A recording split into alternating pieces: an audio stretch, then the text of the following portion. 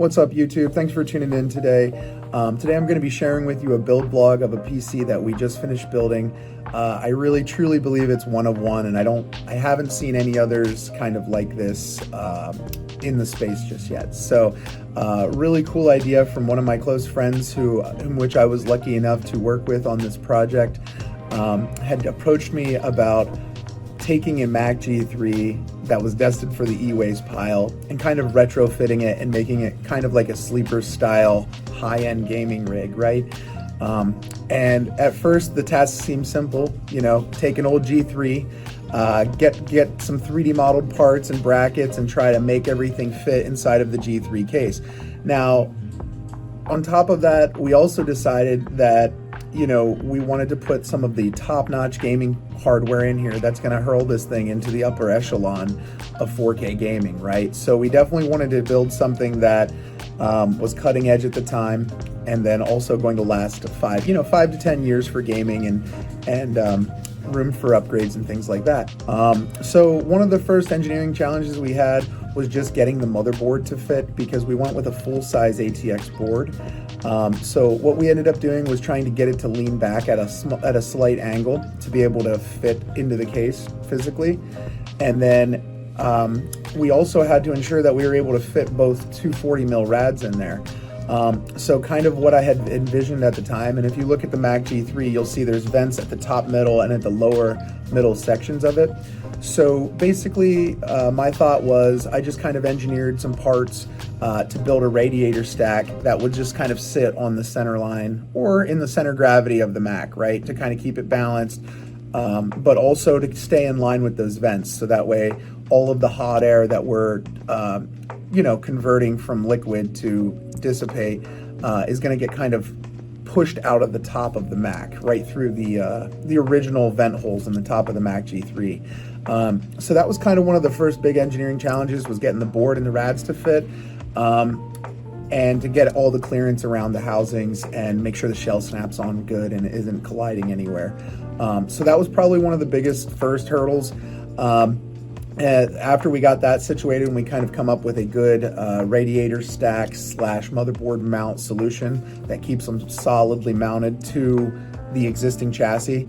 So we ended up getting the motherboard and the radiator stack hard mounted to the existing Mac chassis. And then from there, our next big hurdle was the 5080. And now the RTX 5080, if you're familiar, are very, very large cards.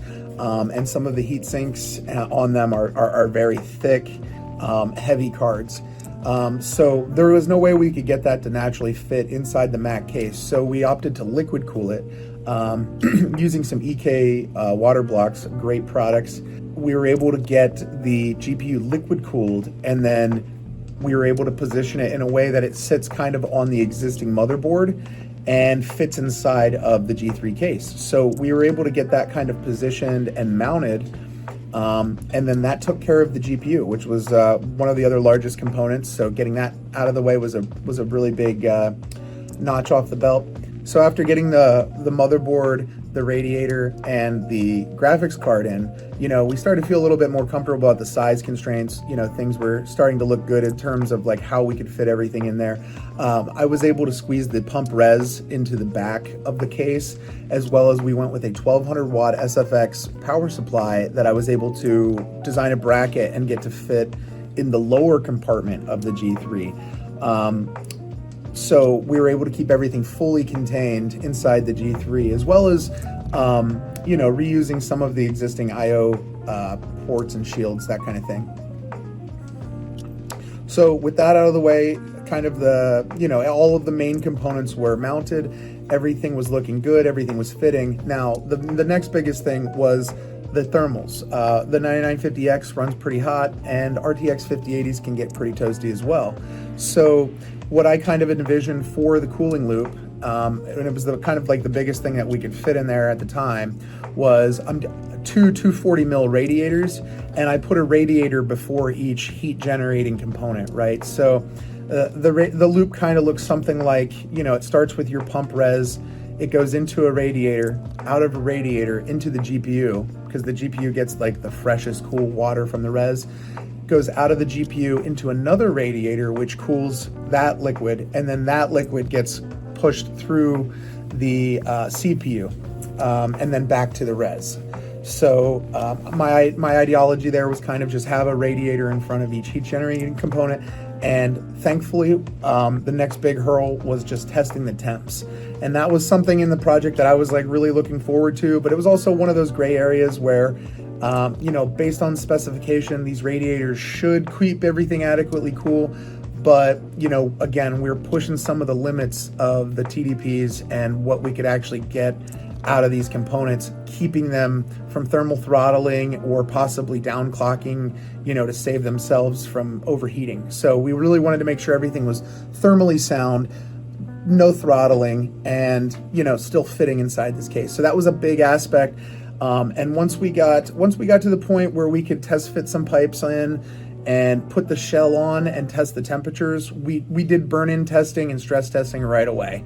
And the reason we did that was just kind of to get that confirmation of, hey, everything fits and it's thermally adequate for the rig.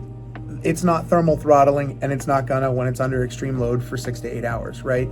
With the stress testing passing with flying colors, we were really confident that everything was gonna work great during the final assembly, and we even managed to score some higher benchmarks than stock benchmarks for the hardware with some slight overclocks. Now for the home stretch, all we had to do was design some I/O ports, get cables extended and connected where needed, and retest and refit everything for the final assembly. You'll notice that we retrofitted the front of the Mac where the CD drive tray is with the front I/O. So we've got Type-C, we've got USB 3 and USB 2 in the front. And then on the back, what we did is we stuck with the original I/O port positioning for the Mac G3, and I designed another I/O shield, and we were able to get the rear USB and the rear I/O coming out of the exact same spot or the exact same port where the original Mac's rear I/O is. So that's kind of cool. We also reutilized the original Mac power cord location and power cords, as well as we got the original Mac power button and LED working with the new Asus motherboard. So we were able to get some other cool little tidbits of the Mac G3 kind of working with the newer tech. And that about wraps it up for the build, guys. I hope you enjoyed the content as much as I enjoyed building this rig. Truly one of one, and pushing the envelope of what you can stick in a G3 Mac and keep it cooled efficiently. So definitely a really cool, fun project. Excited for the next one. Like, comment, subscribe. Thanks, guys.